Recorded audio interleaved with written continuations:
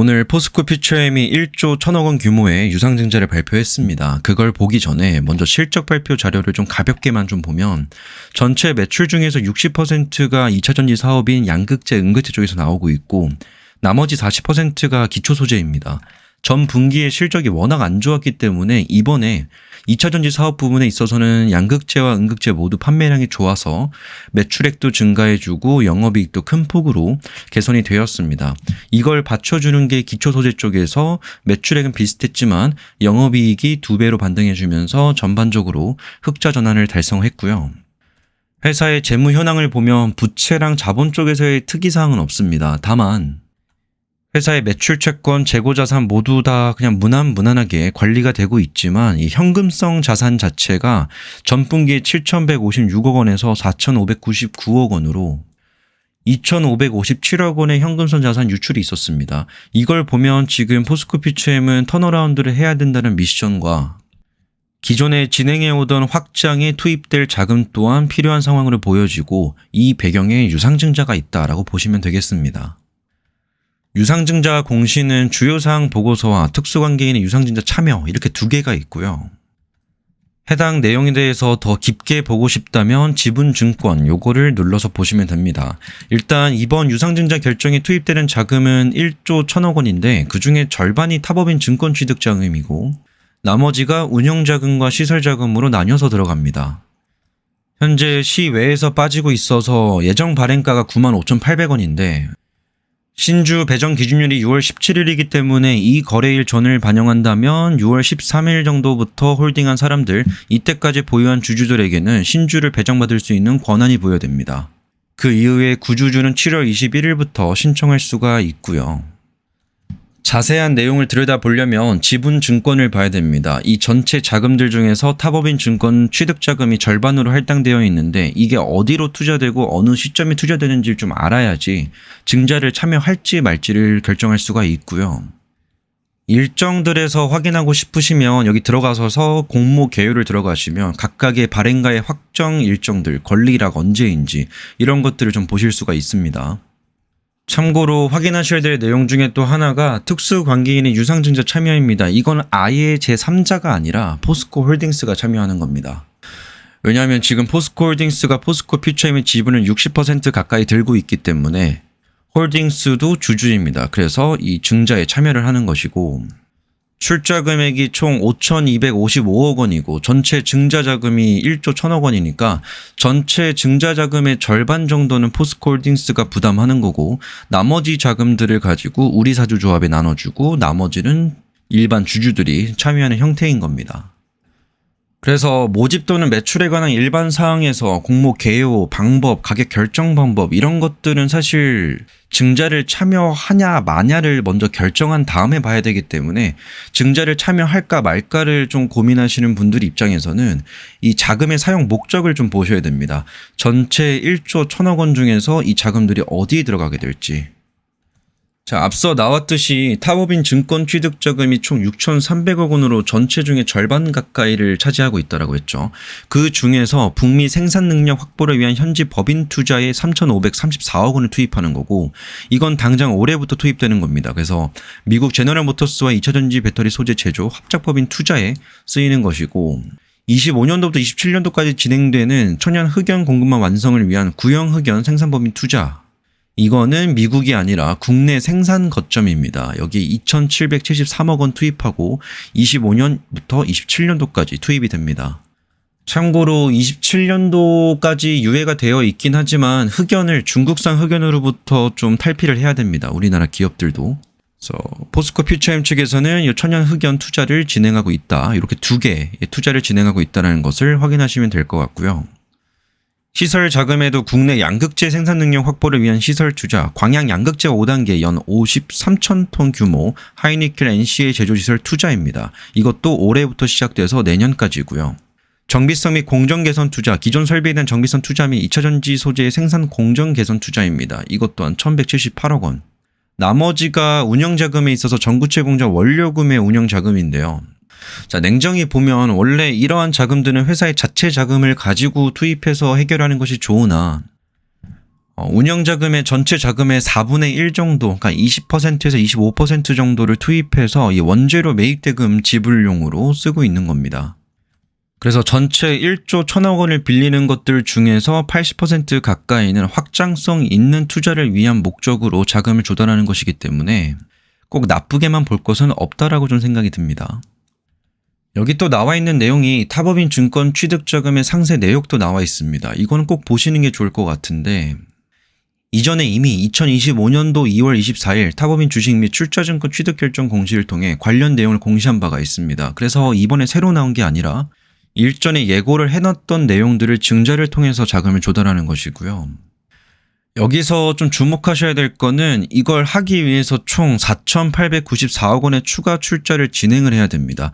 이 중에서 3,534억 원은 이번에 충당한 거라서 남아있는 1,300억 규모의 자금에 대해서는 추가로 어디서 가져와야 됩니다. 이거를 이번 유상증자를 했기 때문에 또 다른 방식으로 1,300억 원 규모는 추가로 조달을 해야 된다라는 현재의 미션을 가지고 있는 상황이고, 해당 공장에 투입된 자금이 본격적으로 수익성을 만들어내기 위해서는 26년도쯤은 되어야지 이때부터 양산을 할 수가 있고, 수익화되기 위해서는 26년도 하반기쯤은 되어야 된다라고 보시면 되겠습니다. 그리고 응급제 공급망 완성을 위해서 국내 생산 거점을 확보한다는 공시에서 나와 있는 내용인데, 이번 자금 조달을 통해서 2,773억 원을 투입할 것이고, 또 추가로 해야 되는 게 3,961억 원에서 빼면 한 1,200억 정도는 추가로 필요하다. 그래서 자금의 사용 목적은 좋은데 이번에 증자를 하는 규모가 회사가 실제로 필요로 하는 자금을 전부 증자한 건 아닌 것 같습니다. 여기서도 1,000억 원대가 추가로 필요하고 여기서도 1,000억 원대가 추가로 필요합니다. 그래서 타법인 증권 취득 자금에 있어서 두 개 합산해서는 2,000억을 추가로 조달해야 되는 상황이고요. 이 시설 자금에 있어서는 충분히 자금을 조달한 것으로 보입니다. 25년도 10월 달에 공장이 준공되고 양산이 시작될 예정인데 여기에 필요한 시설 투자를 위해서 이 자금을 쓴다라는 것이고, 정비성 및 공정 개선 투자에는 25년도에 7월부터 연달아서 나눠서 투자를 하고 26년도에 750억 원 정도를 합산해서 투자할 계획이라고 합니다. 그 외에는 운영자금 같은 경우는 대부분 다 원재료를 매입하기 위해서, 그리고 매입한 것들에 대한 대금을 지불하기 위해서 빌려가는 것이고요. 회사 측에서는 원래 2차전지 사업 자체가 2에서 3년 정도의 기간을 소요하면서 투자를 진행해야 되고 그 이후에 효과가 나온다. 그래서 미리 좀 자금을 땡겨간다라고 말을 했는데, 이 유상증자라는 게 국내 시장에선 달갑게 받아들여지지 않고 특히나 주가가 좀 많이 빠진 시점에서는 상대적으로 일반 주주들과 섞이게 될 물량들이 많게 느껴지기 때문에 비선호되는데, 그 자금들의 규모가 1조 1,000억 원이고 그 사용 목적의 큰 테두리를 봤을 때는 타법인 증권 취득자금 그리고 시설자금 이 두 쪽 전체 중에 80% 차지하는 이 자금들의 사용 목적은 괜찮습니다만, 한 가지 좀 찝찝한 게 있다라고 한다면 이 타법인 증권 취득자금에 있어서 전체 자금 대비해서 이번에 조달하는 자금이 좀 모자르다라는 멘트를 남겨놨습니다. 그래서 북미 생산 능력 확보를 위한 현지법인 투자에서도 남은 금액들은 금융기관과 기 약정되는 시설자금 차입 및 당사 자체 보유자금 등을 통해서 충당할 계획이다 밝혔습니다. 근데 아까 보시면 알겠지만 현금성 자산이 많이 남아있는 것이 아니라서 좀 부족할 가능성이 높아 보이고요. 또 다른 재원을 마련하기 위한 수단을 찾아야 되는 가능성이 좀 열려 있습니다. 응급제 공급망 완성을 위한 국내 생산 거점에 있어서도 총 투자 금액 대비해서 이번 조달 금액이 미달이기 때문에 합산해서 한 2,000억 원 정도는 포스코 퓨처엠은 추가적으로 어딘가에서 빌려와야 되고, 이게 이번에 증자를 진행했기 때문에 뭐 따로 금융권 차입이나 별도의 수단을 통해서 2,000억 원 정도는 추가로 조달할 가능성도 열어놔야 됩니다. 그리고 요번에 인수인으로 공동 대표 주관회사로 되어 있는 게 한국투자증권과 NH투자증권, KB, 키움증권인데, 여기에 나와 있는 인수인의 의견, 분석기관의 평가 의견들을 보면 이번 증자에 대해서 금융기관에서 어떤 식으로 판단하고 있는지 좀 볼 수가 있는데, 이 중에서 다 읽으시는 건 좀 피곤할 수 있으니까 핵심 내용만 좀 말씀을 드려보면, 여기에 나와 있는 내용인데, 포스코 퓨처엠이 원래 이런 양극재, 음극재 사업을 하지 않았고 기초 소재만 하다가 그 이후로 포스코 퓨처엠을 출범시키면서 음극재, 양극재 사업을 시작하고 있는데, 이쪽이 워낙 초기 자금이 많이 들어갑니다. 그래서 원래라면 굉장히 안정적으로 수익성을 만들어내는 회사의 유형에서 지금은 좀 확장을 만들기 위해서 무리한 투자를 좀 진행할 수밖에 없는 상황인데, 이에 따라서 지금 차입금을 계속 가져올 수밖에 없다. 그에 따라서 리스크도 있다라고 인식을 하고 있습니다. 물론 전방 산업의 둔화도 있었고 수익성이 많이 떨어진 것도 있었지만 그 과정에서 자금을 차입해오고 이 차입해온 자금의 이자율 자체가 올라간 것도 큰 영향을 미쳤고, 이 금융기관에서 판단하고 있는 거는 26년도부터 본격적으로 수익성을 만들어낼 수 있기 때문에 당장 빠르게 빌려온 돈들을 갚을 수 있는 그런 능력을 준비하는 건 좀 어려울 수 있지만, 대부분의 자금들이 설비 증설이나 외형 성장을 목적으로 투입하는 자금들이고, 해당 사업 부문에 있어서 이번 1분기도 그렇고 실적이 성장하고 있다는 걸 고려했을 때 추가적으로 재무 안정성을 저해시킬 만한 요인은 좀 제한적이다라고 보는 겁니다. 지금까지 좀 재무 안정성을 많이 떨어뜨려 왔지만 앞으로 추가적으로 더 떨어지는 건 어렵지 않을까? 그건 제한적이지 않을까? 이렇게 금융기관에선 보고 빌려준 겁니다.